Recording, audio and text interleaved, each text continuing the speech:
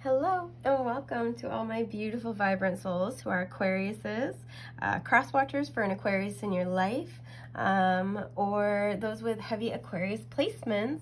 Welcome to your astrocast for the month ahead. This will be covering March 2023.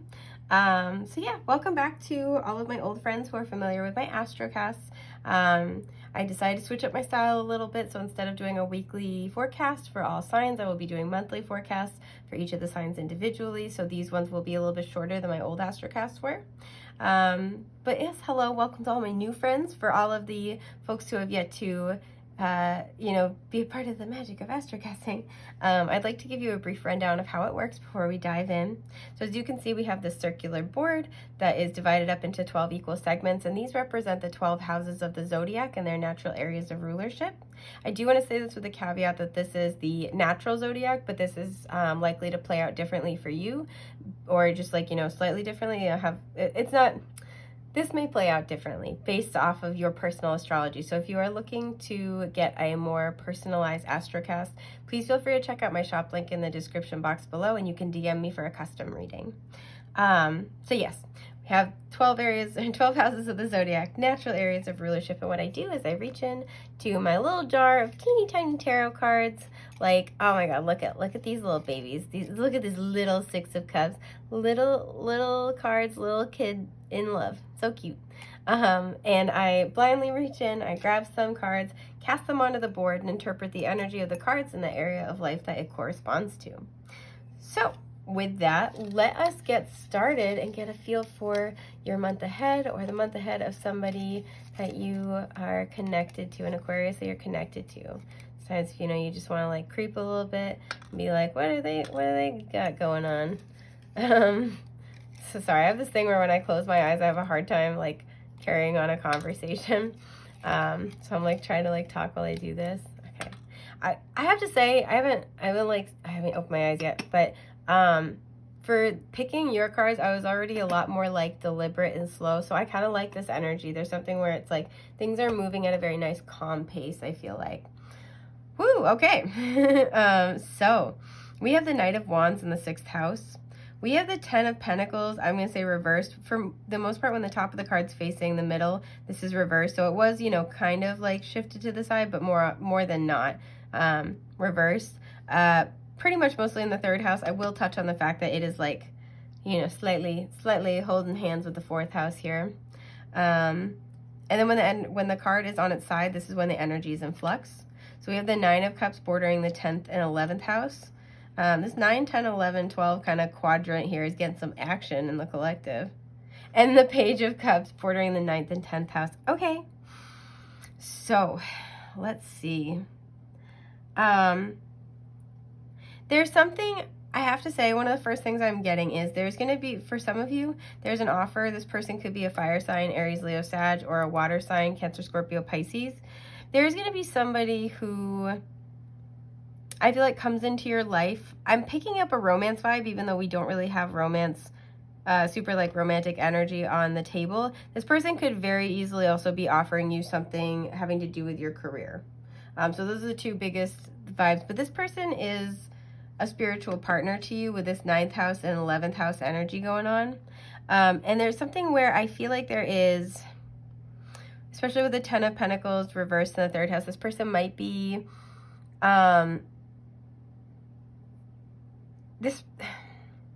there's an element to you and this person really, you like this person, or if you have yet to meet them, you will like them. I think one of the only hangups here is there's something where they like to be on the road a lot, right? There's something, the 3rd house can deal with our proximity, close community, and upright. The 10 of Pentacles is a card of a lot of stability and longevity. And we have this Knight of Wands in the 6th house. And the 6th house is that mind, body, spirit connection, right? So like the mantra for the 6th house, if you had to pick one, would kind of be like, oh, how you do one thing is how you do everything. And it's about establishing that good balance, right? Understanding that everything affects one another. And we have the Knight of Wands. So this person, the way that they kind of like to live their life, especially where the 6th house can deal with like daily routines as a result, is they like to have freedom. They're very creative. They like to have the freedom of creative expression. This person might be very passionate. I think that might be something that you're drawn to about them. But there's something about this person that feels I don't want to say unstable, but feels transient in your life. And for a lot of you, I'm kind of getting this energy, especially with the 10th house, like, you know, just lightly touching the 4th house. A lot of you might be in this place of contemplating something more serious or contemplating something a little more grounded. And there's something where you feel really drawn to this person, but you're also wondering if it can go the distance. Obviously, lean on your own intuition and heed your own inner counsel above that of all others, including myself. But I am seeing that as much as possible, this is very much like an enjoy the moment situation, go with the flow kind of a situation. I feel like this person with the Page of Cups is going to be making you an offer. And I'm feeling this hesitancy, right? And as much as, like I said, this person's like soul tribe, I feel like. This person is also meant to help you expand your perception on something, possibly about longevity, possibly about stability and happiness. But this person, you and this person enjoy each other a lot. I feel like you find this person very charming, but not like in the Knight of Wands is affectionately known as the fuckboy of the tarot, and it's not like in a fuckboy kind of way. Like, this person's like got like an innocent kind of energy to them. They really enjoy life. They make it a point to enjoy life, and they go with the flow because it's more important for them to live in a way that makes them happy than doing being committed to something, living in a certain place, having a certain type of career or job, to like be locked down to something just to say you are, just for like what other people think. Are you dating another Aquarius? But there's something about this person that's just very free-spirited. And there's something where I feel like you're really drawn to them, but again, maybe you've, haven't advocated for yourself in the past, like if you wanted more of a long-term thing. Or maybe this is something where it's like their long distance. And tarot can go both ways sometimes. So this could be the opposite, where you like to kind of do this and you're sort of like trying to figure this out. I feel like this is the other person more though. But there's this energy of like, I want this. Do I advocate for this? Versus, I'm really drawn to this person. I'm really drawn to this situation. Should I go for it? There's a dismantling of old programming that's happening right now. There is a new understanding that's being cultivated right now. I'm hearing like overcoming like childhood wounds or programming, especially like this person's here to help expand you. Now, if this is not another person, the main theme I'm getting with the 10 of Pentacles reversed is that you are dismantling old foundations and old programming that doesn't serve you anymore, right? Because the whole entire point with the Knight of Wands in the 6th house is to be injecting more passion into your life.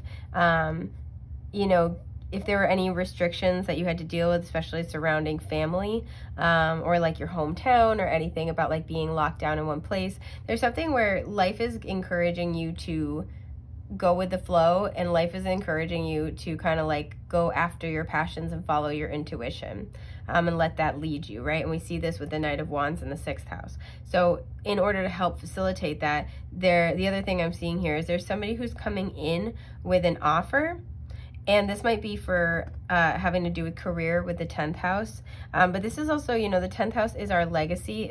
It's what we want to put our name on at the end of this lifetime. And the 11th house can really deal with, once we have cultivated something that we are proud of, we want to grow past that, the people, situations, and circumstances that help us expand into the next greatest version of ourselves. This is why, to me, this is a soul family, a soul tribe kind of card. And so there's a person coming in. This could be a career offer or an opportunity to travel or relocate, or like travel with the possibility of relocation. Some of you are going to be considering like living at least part-time on the road or something like that, just traveling a lot.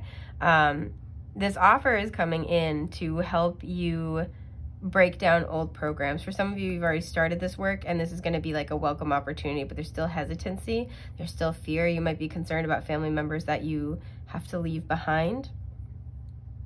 And for some of you as well, you've been doing this work with the 10 of Pentacles reversed in the 3rd, slightly 4th house here. But you've been doing this work of really like letting go of, like I said, deconstructing old family programming, but also kind of like detaching from your surrounding community. The 3rd house to me is your proximately close community, whereas the 11th house is your spiritual community. That's why it's like soul tribe, right? It's the people you do your spiritual work with. and who help you grow, right? Who help you, like I said, expand into your next greatest version, help you achieve your dreams. And so for some of you, you've done a lot of work with this deconstruction, and you are, in the month of March, you are releasing this energy. You are releasing any kind of last bits of attachment to the way things were. And you're ready to charge forward with this Knight of Wands. You might have renewed vigor in all areas of life, being like, yes, I'm inspired to live this new life. Yes. So there's something that's being offered to you as a result with the Page of Cups here. And I do feel like there's a little bit of hesitancy about, is this, you know, the path I want to go? Is this what I want to do?